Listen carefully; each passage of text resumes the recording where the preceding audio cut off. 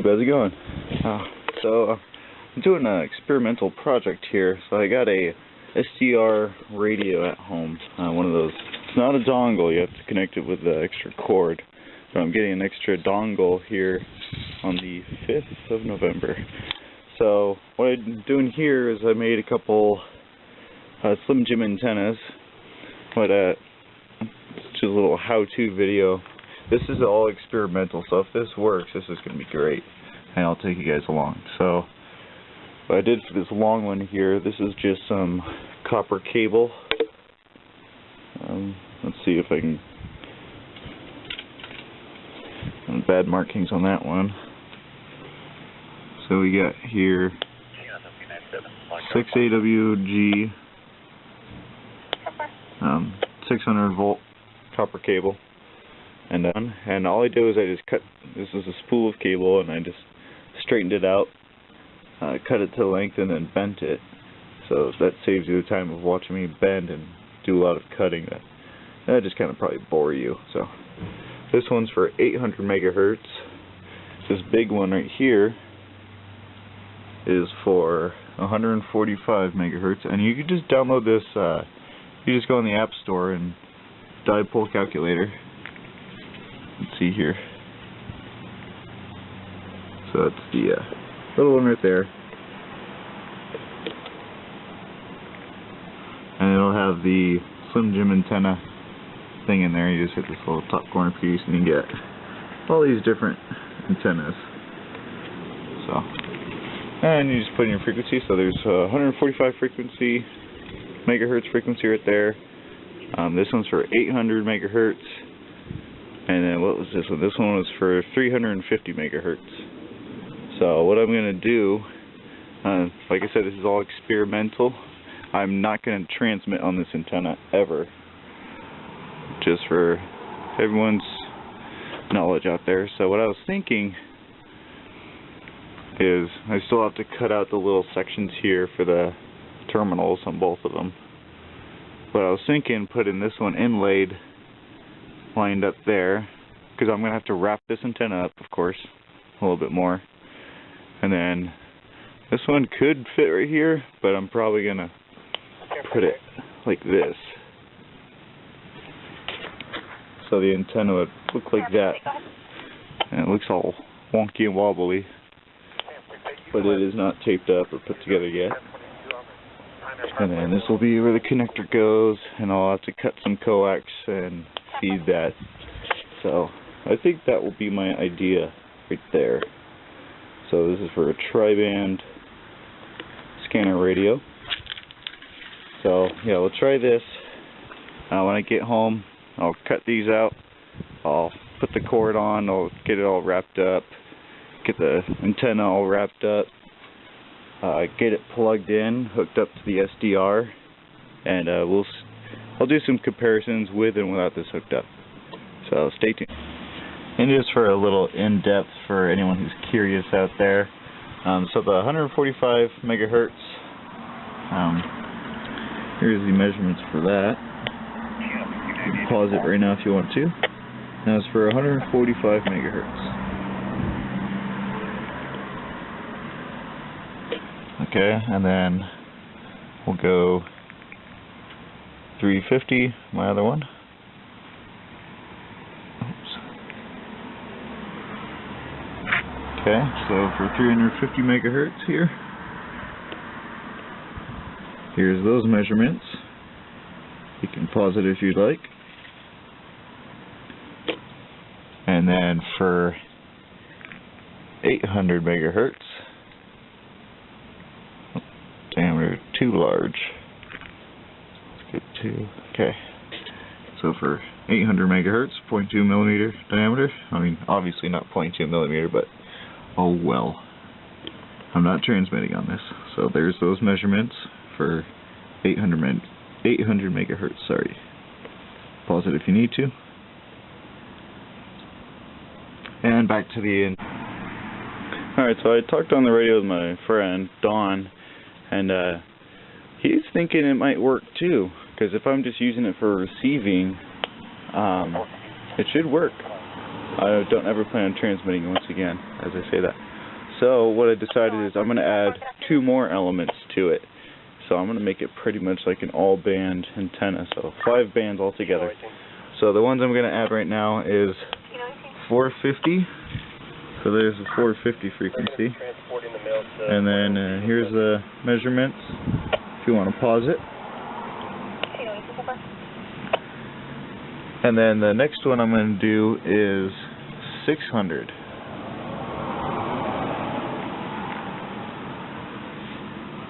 So there's 600 frequency. There's the measurements if you want to pause it. Here's the measurements, and they're not bent yet. Well, I did one bend. I was like, you know, I should probably grab my camera and probably record this, which today I do not have my tripod, so there's a lovely little Christmas box right here. So let's see if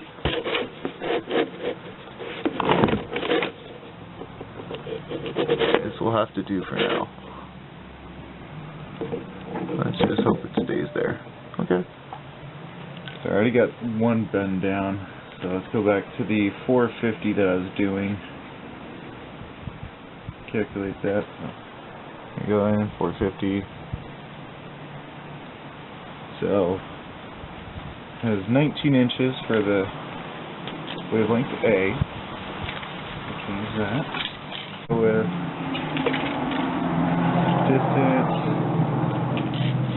let's see, C, ½ inch. Easy enough. Got that big. And I've done these so many times, I kind of just know how to gauge it with the pliers and where to bend, so.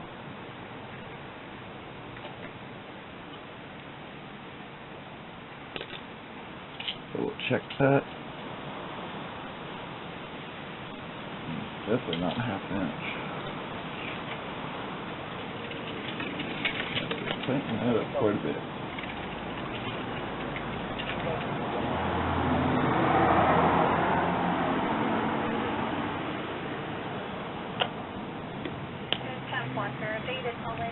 We did advice to go to that chevron at the 123.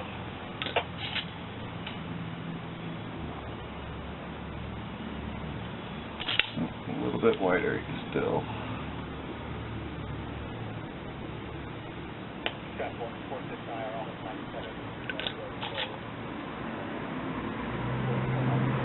Perfect, right there. Okay.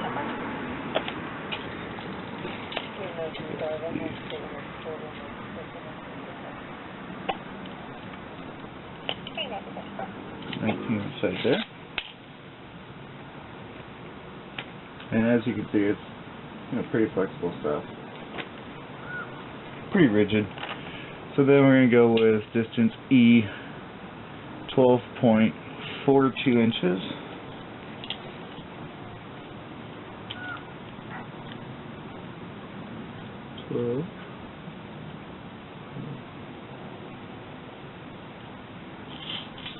Here.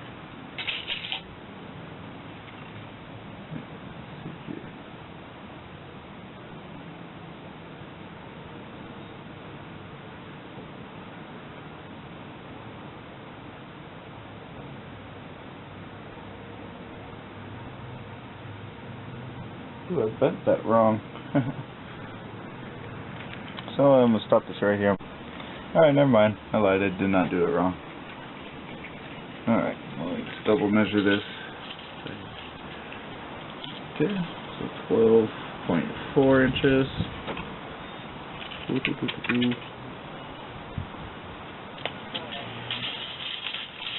And as you can tell, it does take some time.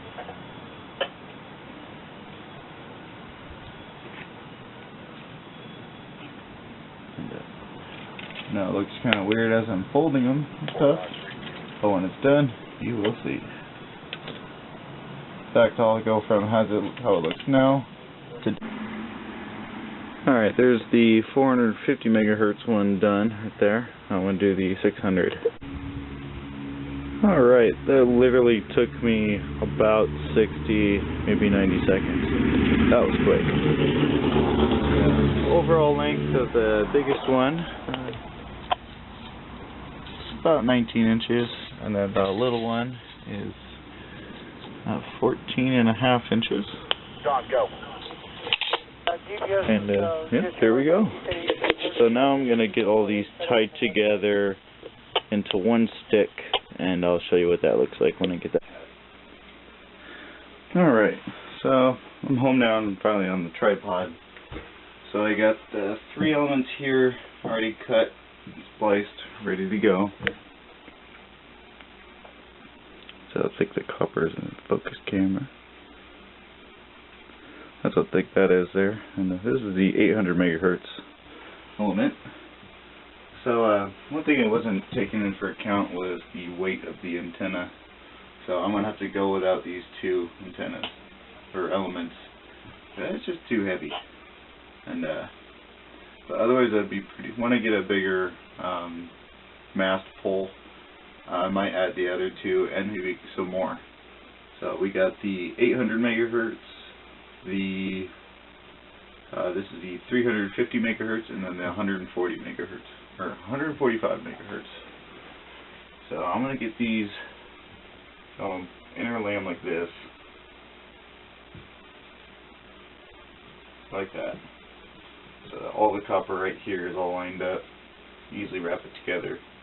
I still got to build my cord. I'll do that off camera because sometimes, you know, well, did that in my other videos. Kind of showed you how to do that. It's simple to splice it and connect it. So I'll get this all taped up, and I'll show you what it looks like when that's all done. Save on some footage.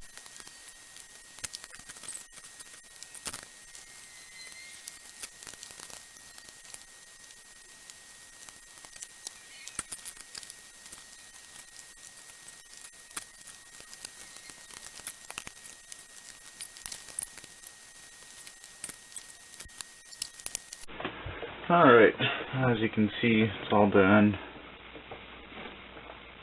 This is the tri-band version.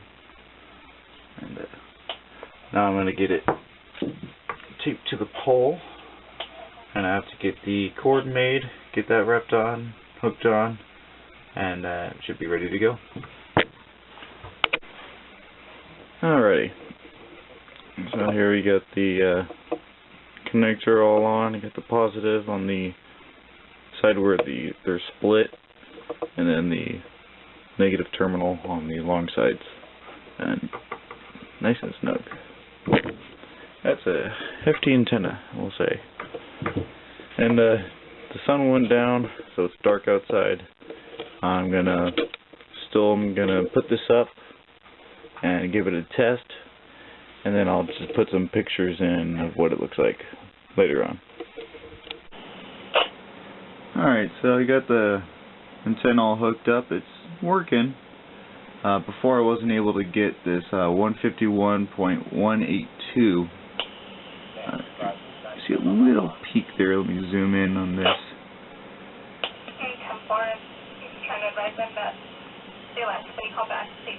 A little bit bigger.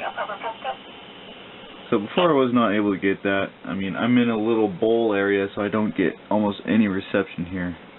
So that's kind of why I built this antenna, just for experimental purposes, to see if I can pick up any other frequencies. And I got one so far that I know of. And there's not a whole lot of traffic in this area, so probably not going to get a whole lot. So I'm going to have to do a little bit more playing around with this. But so far this is what I've found.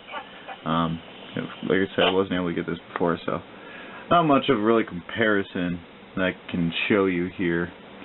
So yeah, that's basically what it is. It's up, it's snowing outside and bad weather, so can't bring my camera out there right now. But anyway, it worked out. It works pretty good. You cannot transmit on it, but that's what it is. So yeah, leave a like, subscribe, and share, and you guys have a good one. I'll catch you later.